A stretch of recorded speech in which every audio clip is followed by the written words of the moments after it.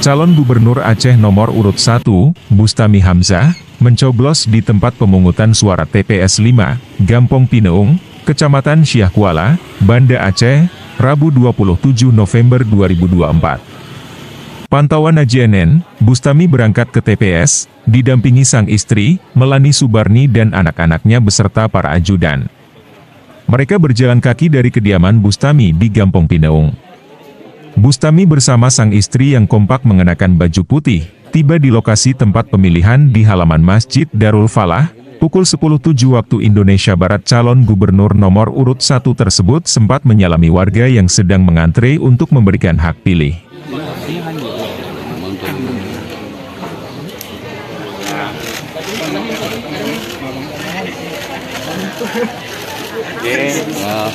Pelan-pelan om.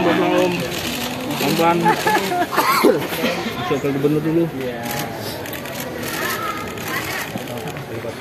Jangan lepas om ya. Satu om. Jangan lupa ditahan bu. Tahan bu. 1, 2, 3.